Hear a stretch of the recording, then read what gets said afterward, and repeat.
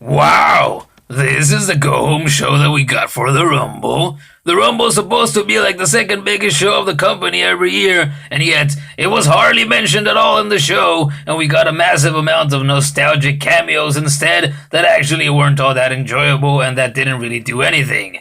It should have been much better than what it was, is what I'm saying. The show kicked off strong, although I immediately mentally groaned when I saw both Stephanie and Shane in the ring at the same time.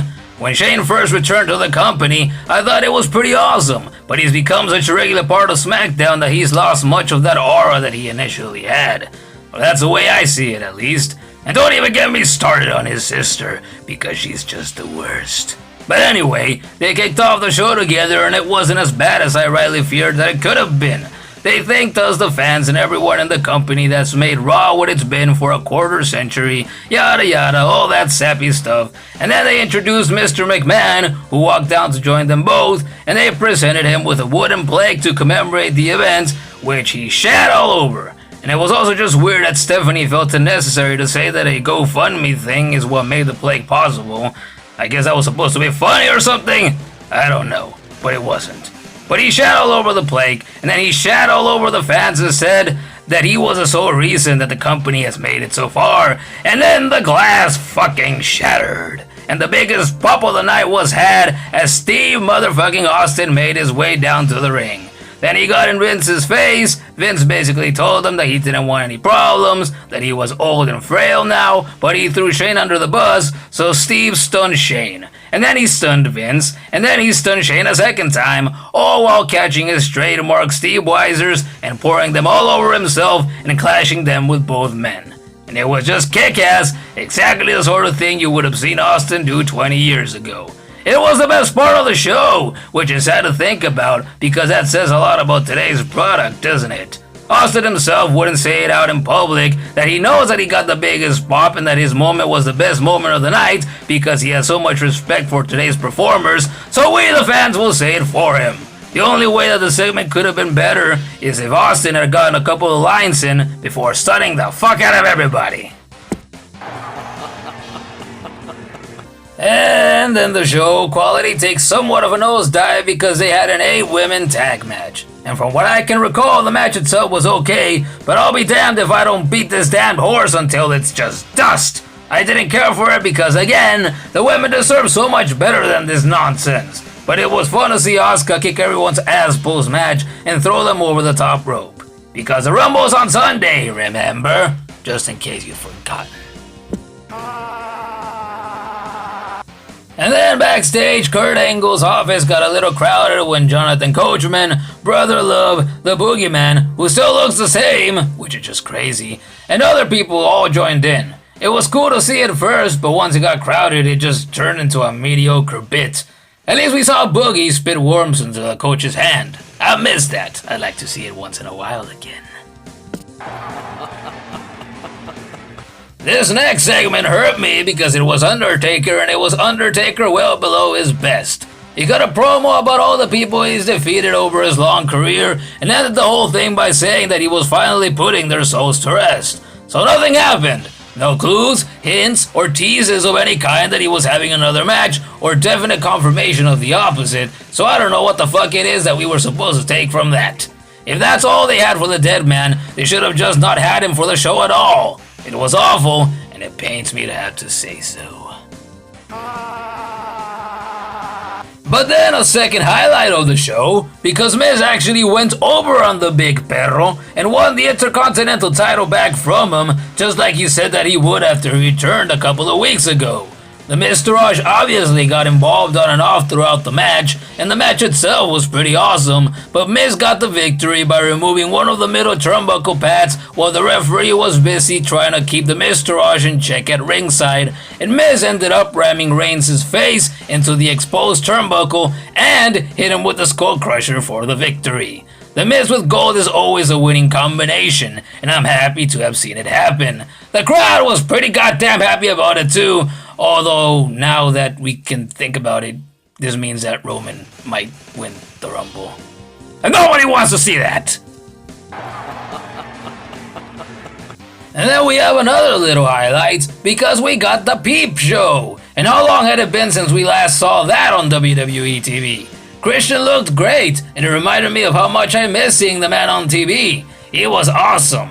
One of the best. But anyway, his guests were the tag champs, Jordan and Rollins tried to talk first, but Jordan cut him off, and every time that he tried to talk, the crowd would boo him, and then boo him a bit more, and then more, and then more! It was hilarious to see. The man's a heat magnet, and I love it. The bar that ended up going out to get in their faces, there was a little brawl. Rollins tried to hit Cesaro with a springboard knee, but Cesaro pulled Jordan into it and hit him instead, and the bar ran off laughing at them. All in all, not a bad segment. I guess the tension between the two champs continues to rise, and I can't wait to see where it goes. Then we have what might be the worst part of the entire show. Bray Wyatt versus Matt Hardy, and it lasted all of some 4 or 5 minutes, and Wyatt went over. What the fuck? Why did this need to happen? Why just throw the match away like that? Why have Hardy lose so quickly? I'm about ready to give up on Woken Matt being any good in the company. I can be a very patient person, but this is just ridiculous. And I'm also just tired of seeing Wyatt do things that are just a waste of everyone's time. Major fucking downer in the show. But then we have an upper because Jericho made an appearance backstage with Elias, in which he asked if he could use his guitar, but then he pulled out one of his own and sang him a song, joked about adding him to the list, and then he actually did add him to it. And his stupid scarves, he said. A small thing, but a funny and an entertaining one for sure. And then Elias headed out to the ring to do what he's known for by now. Ask who wants to walk with him, that WWE actually stands for Walk with Elias, sing a song that puts some people down, you know, the usual good stuff. And then Cena shows up to rain on his parade, gets in his face and basically tells him to fight him. Elias tries to get the cheap shot in, but Cena ducks it, hits him with 3 of his 5 moves of doom, but Elias reverses the AA and hits him with a low blow, and then smashes his guitar in his back. And I, for one, don't get tired of seeing guitars get smashed on people's bodies, so I'm all for it. Even though I do have 3 guitars of my own, and I do feel for everyone that it's destroyed. Because they're not cheap. They're not cheap.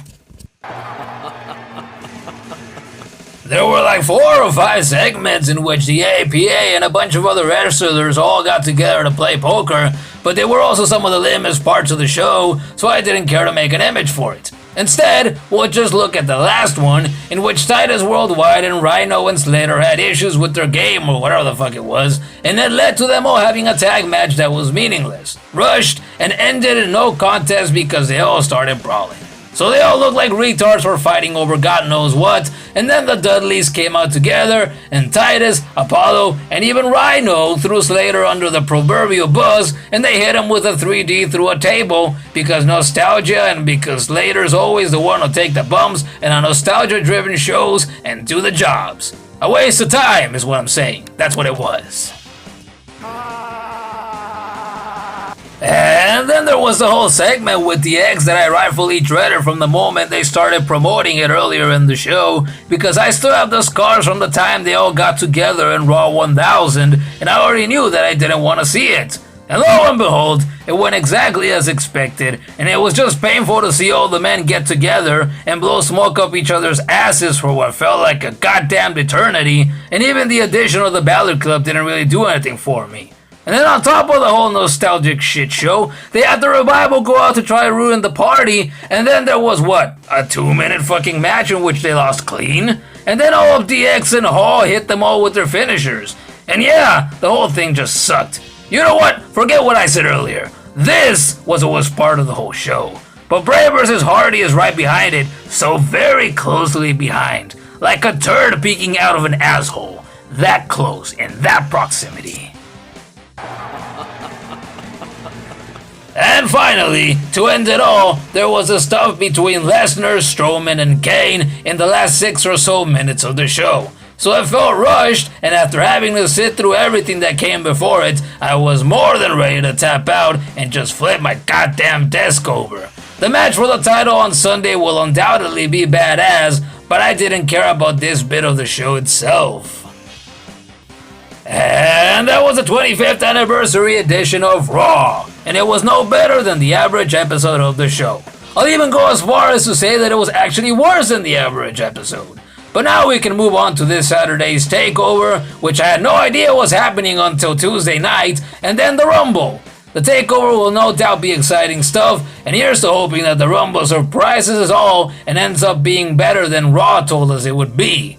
What did you think of the show? Leave a comment, like this video, subscribe for more, you know the drill. Everyone says this dumb shit because we have to. There will be videos for this week's SmackDown, TakeOver, and the Rumble, of course. But until then, I'll catch your ass here for those videos.